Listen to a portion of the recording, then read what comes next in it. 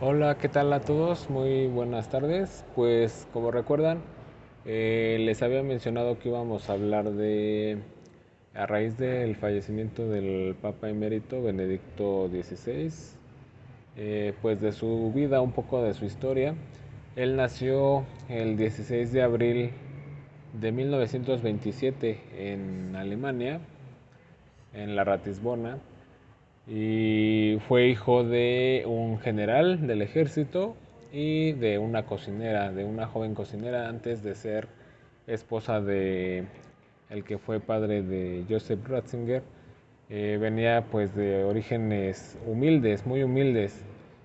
Su infancia no fue fácil, ya que pues durante creció, su adolescencia se dio durante la Segunda Guerra Mundial.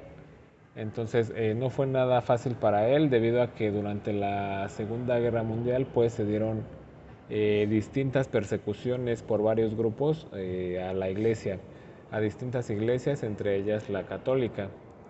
Él decide estudiar teología, en lo que se licenció primeramente. Empezó a dar clases una vez ya que se licenció y después se doctoró. Ocupó cargos administrativos en universidades, cargos directivos, y toda esta experiencia que tenía en teología lo llevó a ser consejero de confianza la del Concilio Vaticano II, aquel que llevara a cabo Juan XXIII y que no pudo ver concluido a raíz de su muerte. Pues bueno, Joseph Ratzinger fungió en este Concilio Vaticano II como consejero de confianza. Una vez que terminó este concilio, participó en el cónclave en el que fue elegido, ya participó ya como cardenal en el cónclave en el que fue elegido Juan Pablo I. Al mes siguiente, recordemos que fueron el año de los tres papas, el 1978. Al mes siguiente participó en el que saldría elegido Juan Pablo II, quien lo llamó a colaborar con él y lo hizo prefecto de la Congregación de la Doctrina de la Fe. En el cargo estuvo durante 3 periodos, en los 3 periodos presentó la renuncia respectiva y después de estas 3 renuncias, pues él decía que su sueño dorado era irse a estudiar teología a una aldea bávara allá en Alemania, a estudiar, a tocar el piano como acostumbraba. Uno de sus compositores favoritos fue Mozart y pues este sueño nunca lo pudo haber cumplido eh, debido a que eh, un segundo, espérenme por favor, ahí está, listo. Este sueño no lo pudo haber cumplido debido a que Juan Pablo II pues no se negaba a darle la renuncia. Y una vez ocurrida la muerte de Karol Wojtyła, Juan Pablo II participó en el que sería su tercer cónclave. Durante su vida participó en 3 cónclaves como cardenal. Él ya pensaba retirarse, pero pues cuál va siendo su sorpresa, que para ese cónclave de 2005, el primero del siglo XXI, pues resultó elegido como papa, como sucesor de Juan Pablo II. Entonces, bueno, él le costó mucho trabajo hacerse a la idea de que no se le cumpliría ese sueño de irse a su aldea bávara a escribir sobre teología. Y pues bueno, finalmente lo que decidió fue dejar todo en manos de Dios. Vio que su voluntad no se iba a ver cumplida, entonces pues ya asumió el cargo de papa de 2005 hasta 2013, que fue cuando se presentó el primero de los sucesos históricos que marcarían su papado, al ser el papa el primero que renuncia en un periodo de 600 años. Nadie había renunciado 600 años atrás y él el 11 de febrero de 2013 hace pública su renuncia a través de un discurso en latín, como era su costumbre. Y pues bueno, en ese entonces anunció que su renuncia se haría efectiva a partir del día 28 de febrero de 2013 y la sede quedaría vacante y él se iría a vivir a un monasterio que está a unos pasos del Vaticano, a unos pasos de la Basílica de San Pedro para seguir a sus palabras según el retiro espiritual y orando. Esto dio paso a que se celebrara el segundo cónclave del siglo XXI, en el que saldría elegido el actual pontífice, que es Francisco. Y bueno, se dice también que su renuncia, la renuncia del Papa Benedicto XVI, pues se dio a raíz de los escándalos de pederastia que él en algún momento, en dado momento, se iba a atrever a denunciar. De hecho, levantó una denuncia pertinente y se dio el seguimiento a dicha renuncia y eso desencadenó primeramente que todos los prelados de la iglesia, los poderosos, se le fueran encima y seguido a esto, como cascada, vino el escándalo de Batilix, que era en el que su mayordomo se había involucrado y que estaba filtrando información importante y documentos importantes del Vaticano a las diferentes periódicos, diferentes publicaciones importantes. Se dice que fue por este escándalo, pero en realidad renunció por los escándalos de pederastia, que si bien iba a poner mano dura, su edad y su condición frágil de salud pues ya no se lo permitieron en ese entonces y se dice que pues no renunció, lo renunciaron.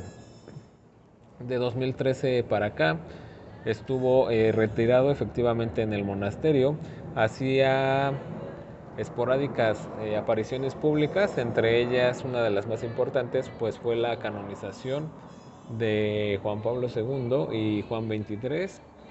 Fue memorable ya que estaban pues dos papas vivos y estuvo en retiro todo este tiempo hasta este 31 de diciembre del año 2022, que fue cuando se da finalmente su fallecimiento después de una serie de problemas de salud que ya no pudo superar debido a su edad. Murió de 95 años y pues esto da paso al segundo hecho histórico que marcaría su pontificado, que es el hecho de que un papa en vida presida el funeral de un papa emérito fallecido, recién fallecido. Este hecho no se había visto nunca en los más de 2000 años de historia de la Iglesia Católica. Pues bueno, eso lo acabamos de vivir hace unos días, cuando el Papa Francisco decidió presidir el funeral de su antecesor y eso marcó un hito verdaderamente en la historia de la Iglesia Católica. Eh, Aunado a esto, pues, ¿qué es lo que sucede después del fallecimiento de un papa? Pues bueno, primeramente se notifica el fallecimiento a su secretario personal. Eh, el secretario notifica una vez que él sabe que se le notifica, él notifica enseguida al cardenal Camarlengo, que es quien certifica a través de un ritual muy preciso, muy establecido, es decir, le golpea la frente del pontífice eh, con un martillo de plata durante 3 veces y se le pregunta si está muerto. Efectivamente, si no responde es porque el papa ha fallecido, lo llaman por su nombre de pila y si no responde pues se certifica así de esa manera el fallecimiento. Seguido a esto, eh, la noticia se da a conocer al mundo a través del repicar de las campanas de la Basílica de San Pedro, como fue el caso que el 31 de diciembre repicaron las campanas anunciando el fallecimiento del Papa emérito Benedicto XVI. Y una vez que pasa esto, pues toda su comitiva, quien estuvo al servicio de él, las monjas, las enfermeras que lo estuvieron cuidando, pues proceden a despedirse de él. Una vez dado esta despedida, se procede a llamar a los embalsamadores de cabecera del Vaticano, que en este caso me imagino que igualmente como lo hicieron con Juan Pablo II, pues fueron los hermanos Signorachi, que ya tienen cierto prestigio en cuanto al embalsamamiento de papas desde los inicios de 1900, 1910 por ahí. Desde ese entonces ellos se encargan del embalsamamiento de los pontífices y bueno, esto les ha dado un prestigio impresionante.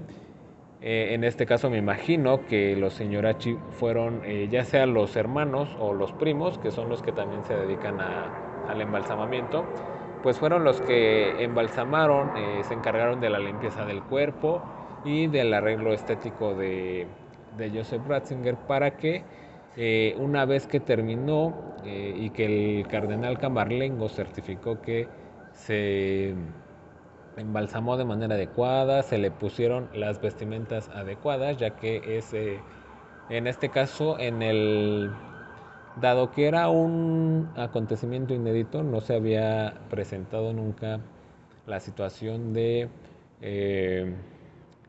hacer el funeral de un papa emérito, cambiaron algunas cosas. En este caso sí vistió la casulla roja, pero sin el palio, que es una especie de bufanda que tiene aquí 3 cruces y 3, digamos, ¿cómo les explico? Como una serie, 3 cruces, una aquí, otra en medio y otra acá. Y en esas cruces está justamente lo que son los palios, que son como unos palillitos que atraviesan la cruz, cruces negras. Esta prenda no la llevó Benedicto XVI, sí llevó la casulla roja que representa en este caso la sangre o el luto de la Iglesia Católica, llevó la mitra y llevó zapatos negros, no llevó zapatos rojos como se acostumbra a vestir a un papa reinante ya fallecido. En su caso el calzado fue negro y llevó entre las manos un rosario y una vez ya terminado el embalsamamiento, se expuso para un funeral de manera privada, que fueron las primeras imágenes que se tuvieron de su cuerpo en una capilla privada del monasterio Mater Ecclesiae, ahí en el Vaticano. Esto se dio para un funeral privado y a partir del día 2 de enero sus restos fueron expuestos en la Catedral de San Pedro, al pie del altar, al pie de la tumba del apóstol San Pedro, durante los días 2, 3 y 4 de enero.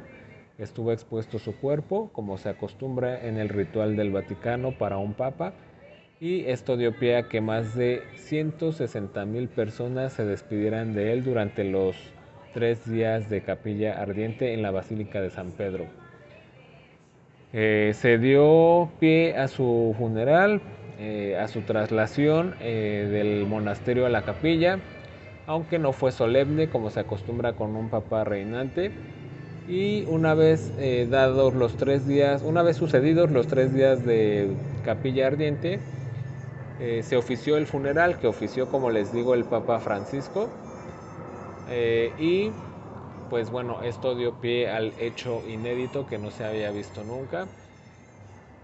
A las 9 en punto, 9:30 en punto de la mañana del 5 de enero, tiempo de Roma, empezó el funeral presidido por el Papa Francisco y tuvo una duración aproximada de 3 horas, aunque el cuerpo estuvo en la basílica a partir de las 8:45 para dar tiempo a que los fieles rezaran el rosario respectivo, y con esto se dio pie al funeral, al inicio del funeral. Estuvieron invitadas oficialmente las delegaciones de Roma, de Italia y de Alemania. Fueron a las únicas a las que se invitó oficialmente, aunque posteriormente llegó la reina Sofía de Grecia y otros dignatarios. Aunque no fueron invitados oficialmente, estuvieron presentes para mostrar sus respetos a Benedicto XVI. Una vez que terminó el funeral, fue trasladado a las Grutas Vaticanas, que es como un cementerio que está debajo de la Basílica de San Pedro, y va a reposar en la tumba que fue en un inicio de Juan Pablo II hasta su canonización, que fue trasladado a otro templo. Y bueno, esta sepultura se dio, lo pusieron primero, pusieron sus restos en un ataúd de madera de ciprés, y este ataúd a su vez fue metido en un ataúd de zinc, de metal. Esto, según se dice, para evitar la descomposición más rápidamente del cuerpo, o sea, para que el cuerpo durara más. Entonces así lo hacen, lo ponen en un ataúd de madera de ciprés, lo meten a un ataúd de zinc, y lo meten a su vez a un ataúd de caoba, que es el que queda expuesto al final. En el de zinc dejan unas pestañas como si fuera una lata, y ya que está con la tapa, doblan esas pestañas y lo soldan, como que lo sellan con un soplete para que quede sellado. Les digo, ya una vez sellado no hay manera de abrirlo, ya que queda como si fuera una lata, y pues con un soplete le ponen los sellos pontificios, y meten lo que es un rollo con los hechos más significativos de su papado en una especie de pergamino. Escriben a mano los hechos más relevantes de su pontificado, lo meten en un tubo de metal, lo introducen en el féretro, introducen monedas que fueron acuñadas durante su pontificado, le cubren la cara con un manto de seda, y una vez que eso se da, sellan el ataúd, lo amarran, ponen otra vez los sellos y ponen la tapa, que finalmente tiene una placa, tiene una cruz, tiene una placa en donde en latín dice que pues ahí reposa el cuerpo de el Papa Benedicto, en este caso, que reinó de la iglesia, reinante de la iglesia de tal fecha a tal fecha, nació tal fecha y murió tal fecha. Todo esto en latín y en números romanos, es la información que trae esta placa que les digo. Y al final, en la parte de abajo, trae el escudo que usó durante su pontificado. Una vez que ya se tapó, lo ponen en la que será la tumba, y pues ahí reposa, ahí estará reposando en las Grutas Vaticanas. Esto es lo que comprende básicamente el ritual durante el fallecimiento de un papa. Y pues bueno, únicamente les quería compartir la información para que tuvieran el conocimiento, ya que pues bueno, como sabemos, este tipo de rituales son muy antiguos y pues tienen su chiste, tan así lo vimos que